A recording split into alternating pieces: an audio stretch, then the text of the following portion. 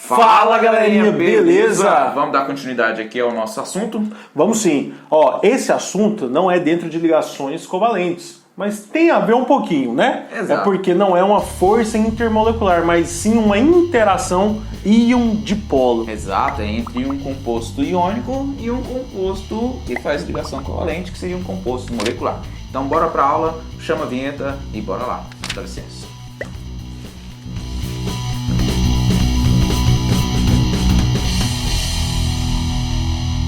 Apesar do Pavanelli derrubar a câmera, derrubar o áudio, tirar a câmera de enquadramento, a gente vai continuar aqui com o nosso conteúdo. A interação íon-dipolo é uma interação que ocorre entre o íon e uma molécula polar, um dipolo de uma molécula, né? Lembra que molécula aqui tem acento, e que o estagiário esquece de colocar acento toda vez. Beleza. Se você pega uma molécula, um composto iônico do tipo cloreto de sódio, NaCl, você tem lá a formação de cátions e ânions e eles estão formando um retículo cristalino, que aí nós temos o composto iônico. Isso não é uma molécula, tá? Isso aqui é o aglomeramento de íons formando o que nós chamamos de retículo. Porque não dá para contar quantos Na e quantos Cl aqui. Pode variar a quantidade de Na e de Cl. O que nós sabemos é a proporção em que eles interagem. Para cada Na tem também um Cl. Agora, aqui está o nosso retículo cristalino que forma o composto iônico. Quando você adiciona ele em água, vai acontecer o processo chamado solvatação. O que é essa solvatação? Esses íons aqui, eles vão se dissociar, eles vão se separar.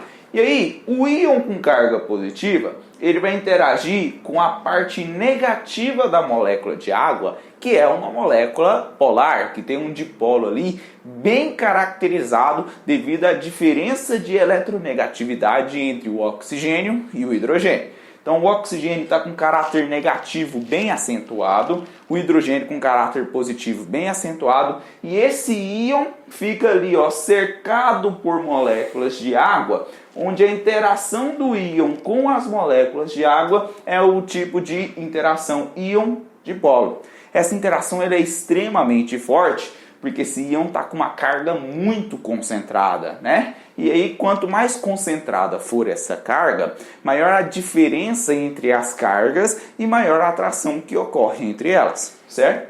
Agora, se você pegar o ânion, que no caso do cloreto de sódio é o ânion cloreto, né? Esse ânion cloreto, ao invés de interagir com o oxigênio da água, ele vai interagir com o hidrogênio, que é a parte positiva da água. Aqui também é uma interação do tipo íon-dipolo, e é assim que os íons que formam o cloreto de sódio, eles ficam dispersos na água, né? Porque ele consegue interagir com os polos, ou seja, com os dipolos que existem nessa molécula de água. Essa interação é conhecida como interação do tipo íon-dipolo. Galerinha, é o seguinte, uma coisa que você precisa interpretar de tudo isso que a gente vem falando nas forças intermoleculares, para quem acompanhou todas as aulas dessa playlist, você precisa entender justamente a gradação dessa força, né? O momento em que ela vai aumentando e o momento em que ela vai diminuindo.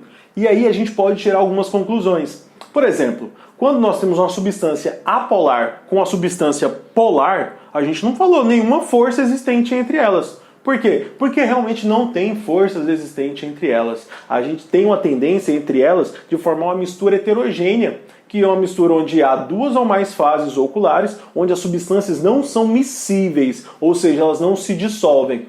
Porque quando a gente fala sobre forças intermoleculares, estamos falando sobre propriedades semelhantes, apolar com apolar, polar com polar e muito polar com muito polar. Então, por causa disso, a gente fala que essas forças intermoleculares estão presentes nas misturas homogêneas, onde há uma solubilidade. Então, se não há solubilidade, é porque nós temos uma substância polar ou uma substância apolar juntas, fornecendo então uma não miscividade, não solubilidade. Então, não há forças existentes entre essas substâncias. Então aí a gente foi subindo as forças, né? Dipolo induzido, depois fomos dipolo-dipolo, que é o dipolo permanente, depois foi ligações de hidrogênio. E agora nós temos uma interação íon-dipolo. Então, no momento em que essas forças vão aumentando, vai aumentando também a interação. E você já percebeu que existem misturas que a gente faz no laboratório? Então você já viu algum vídeo disso, onde que acontece uma reação química? E tem misturas que não acontece uma reação química. Então, galerinha, quando a gente coloca o sal em água, acontece esse fenômeno aqui chamado de solvatação. O sal e a água não têm uma força de interação tão forte para poder acontecer uma reação química, né? Lá continua água e sal. Não tem aí um sal-água ou lagual, alguma coisa assim. Não tem uma nova molécula sendo formada, mas tem apenas uma mistura, porque não tem uma capacidade de interação tão forte. Apesar dessa interação aqui serem uma das mais fortes, né? Que a gente chama aí de interação íon-dipolo. Então é bom você lembrar e bom você saber que essas propriedades elas estão presentes no nosso dia a dia. Um exemplo que o Enem traz sempre pra gente é sobre os tensoativos, né? Que são os removedores de gordura, que as substâncias elas são anfifílicas, onde nós temos uma parte polar e uma parte apolar, onde na parte polar tem uma carga iônica, podendo ser um tensoativo catiônico ou um tensoativo aniônico. Isso você já pode ver nas nossas playlists de química orgânica. Vai lá e dá uma olhadinha para você conferir exatamente como isso é cobrado. Uma outra questão que já foi cobrada é sobre as fraldas. Antigamente, né, utilizavam-se fraldas de pano, né, que era a base de celulose. E celulose era feita à base de ligações de hidrogênio. Tinha muitos grupos hidroxilas, né, hidrogênio ligado ao oxigênio, hidrogênio ligado a um dos elementos do grupo FON, produzindo então as ligações de hidrogênio. Só que elas foram substituídas justamente por fraldas descartáveis, né, que tem dentro ali um polímero, normalmente é o poliacrilato de sódio. E esse polímero é provindo de um sal orgânico, onde nós temos uma interação íon-dipolo, justamente da fralda com relação ao que o bebê solta, como número 1 e número 2, né?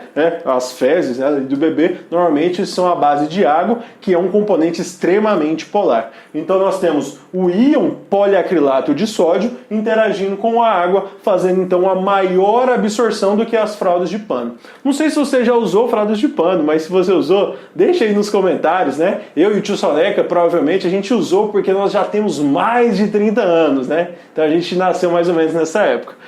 Coisas que você deve lembrar. Polar dissolve polar, apolar dissolve apolar. Então é por isso que a gente coloca essas forças intermoleculares em interação íon-dipolo junto, porque é entre uma substância, uma molécula com outra, para a gente poder entender. Galerinha, essa foi a nossa aula sobre íon-dipolo. Preste bastante atenção nessas últimas aulas, que são assuntos que caem bastante nos nossos vestibulares e nem da vida, certo? Beleza, então nós. Bate aqui.